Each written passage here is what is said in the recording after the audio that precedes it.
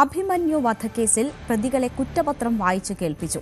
16 പ്രതികളാണ് കോടതിയിൽ ഹാജരായത്. എറണാകുളം പ്രിൻസിപ്പൽ സെഷൻസ് കോടതിയാണ് കുറ്റപത്രം വായിച്ചു കേൾപ്പിച്ചത്.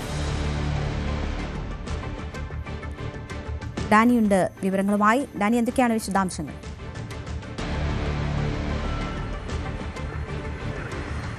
രേണുക, തുടർ നടപടികൾ കേസിൻ്റെ വിചാരണ നടപടികളിലേക്ക് കടക്കുന്നതിൻ്റെ ഭാഗമായിട്ടാണ് ഇന്ന് കുറ്റപത്രം വായിച്ചു കേൾപ്പിക്കലുണ്ടായിരുന്നത്. ഇതിൽ 26 പ്രതികളാണ് കേസിൽ ആകെയുള്ളത്. ഇതിൽ ആദ്യ 16 പ്രതികളാണ് ഇന്ന് കോടതിയിൽ ഹാജരായത്. ഇനിയിപ്പോൾ കേസിൻ്റെ തുടർ നടപടികൾ 24ലേക്ക് മാറ്റിയിട്ടുണ്ട്. ഈ മാസം അന്നേ ദിവസം തന്നെയായിരിക്കും വിചാരണ എന്നു മുതൽ ആരംഭിക്കും എന്നത് സംബന്ധിച്ച കാര്യങ്ങളിൽ കോടതി തീർപ്പ് പറയുക.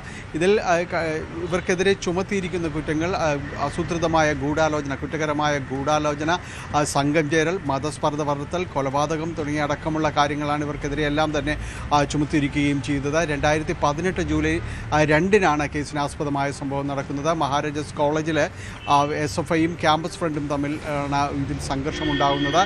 ഇതിലാണ് SFI നേതാവ് കൂടിയായ അഭിമന്യുവിനെ കുത്തേൽക്കുന്നത്. പിന്നീട് ആശുപത്രിയിൽ എത്തിച്ചെങ്കിലും പിന്നീട് മരണപ്പെടുകയായിരുന്നു.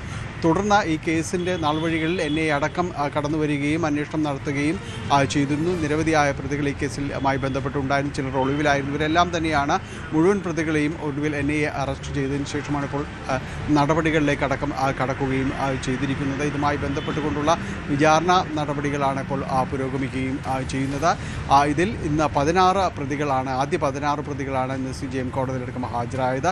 ഇനി ഇപ്പോൾ 24-ന് വിചാരണ നടപടികൾ തുടങ്ങുന്ന തീയതി അടക്കം പ്രഖ്യാപിക്കുകയും ചെയ്യും. രേണുക, ശരി. ഡാനിപ്പോളാണ് വിവരങ്ങൾ.